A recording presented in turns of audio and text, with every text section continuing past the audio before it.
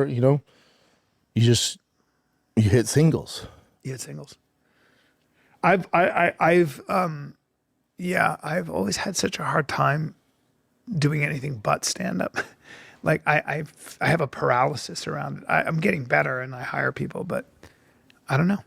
It's one of those things that it's really hard to kind of like be strategic about exposure and stuff. And that's on me. If you're not going to do that in this business, too bad. See you later. Doesn't matter what you're doing. Yeah, Joanna, for the first time, she bought us a vision board right out of our goals. Good for her. Yeah, I've never done that. I like your content. You guys are doing funny stuff. Yeah. That's all her. I don't know what the fuck's going on there. Good. Yeah. She's crushing it. It's great. Yeah. But she has a whole vision board. Good.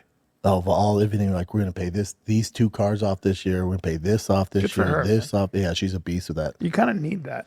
Yeah, because I've always, to my own detriment, I've always just relied on other people to handle that stuff. Always. You and I both. Always. And then finally, I'm like, nah, fuck this. Dude, I remember because the biggest stress, my boy Andy said this, he goes, the biggest stress when you're an entrepreneur, when you run a business, your anxiety comes from the answers you don't know. If you know, even if it's a problem, but you're aware of it and you know the path to fix it, you don't have anxiety because you have the answers to what you need to do.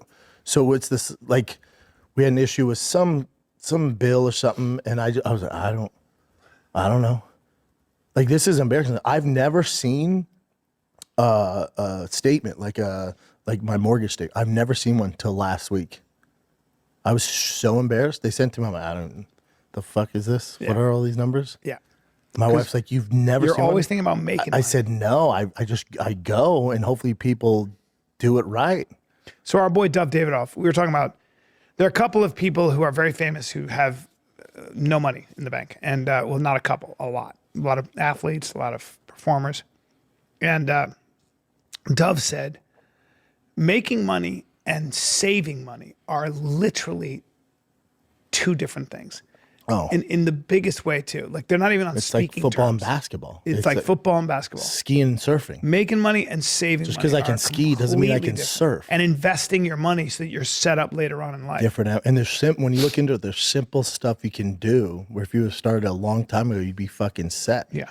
But again, you got to take accountability for not looking into it. But when you go through fucking grade school, middle school, high school, college, there's no course you can take. No one teaches you. Nothing about financial literacy. No one teaches you. It's shameful, dude. No one teaches you. Nobody. Like, what's an index fund? You got to learn the hard way. Yeah, by being broke, It's so Just true. going through it, yeah. Just simple shit you can do.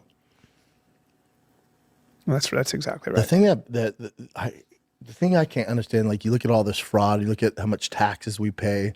Remember back in the 1700s, they fucking rioted over a 3% increase. And we get to this point now where 40%. And it's gonna come. I don't know when it's gonna come. When Americans wake up and go, "What the fuck are we doing?" Taxes have been much higher though in the past. Oh yeah, but I'm just saying, like, at what point? Because you see where our taxes are going, funding this bullshit and this fraud and all this crazy shit. When do Americans go, what the? They don't realize how powerful we are. When they all go, no, hold on. What the fuck are we doing? It may be worse. No, but see, what's part of the trend with the younger people is tax even more. Tax people like yourself, myself, even more. 80%. They're just uneducated. Yeah, but it's a socialist mindset. Oh, yeah. And then everybody gets free everything. It works. Yeah. Everybody gets free everything. See how it goes in New York. How's it gone in general? Yeah. Well, history. That's not going to work out. But the people, the movers and shakers that are actually paying the taxes, like a lot of people paying taxes, like when you think about property tax, it's fucking insane. Because you never really own anything. No. Never.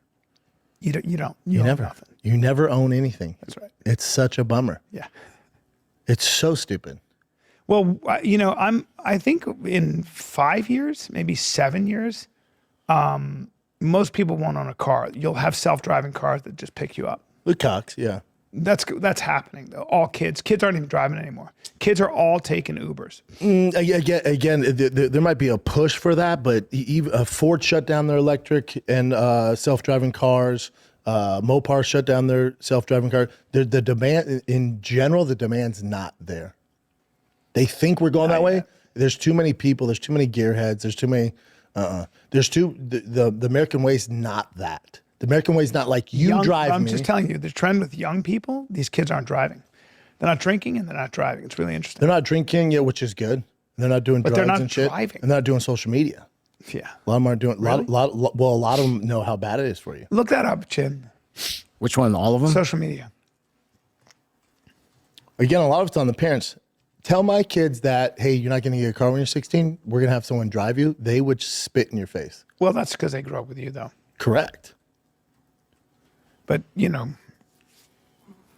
car culture is not going to go away, I'm saying. Yeah. Schaub going off about how much money he's losing. You got to remember, you can only do this for so long. Schaub made a bunch of money in stand-up and doing the podcast for a long time. But it's been around 5-6 years since the destruction of his own career. And for only so long, you can have money going out, more of that than what's coming in. And it's been years and years and years of more money going out than coming in. Renting studio space, paying employees. Chin gets $100,000 a year. So they did a downgrade in lifestyle, went from LA to Texas, but now they're having to start budgeting money.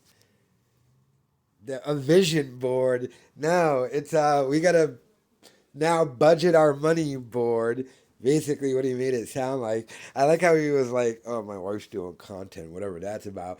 Like, it wasn't his idea to start getting her to do stuff because he was trying to take advantage of the whole Akash drama.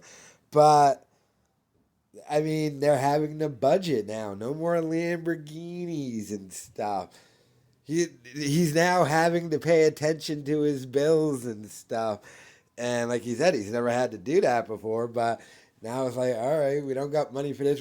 He even said he had a problem with a bill.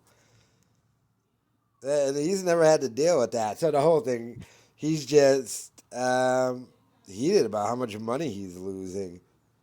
But like I said, he had already started losing money by the time he had sued me. By the time he had sued me, suing me just put the nail in the coffin and made his career officially over. But that's been that started at COVID, at the beginning of COVID. 2021, 2020, yeah, I'm thinking around there. So, he's been losing tons of dough, blowing all his savings. His wife doesn't work. So, all of this stuff compounded in. He's starting to feel it now. Oof. Bappa just go. Like he even said in there, I just go, B. But let me know your thoughts in the comments.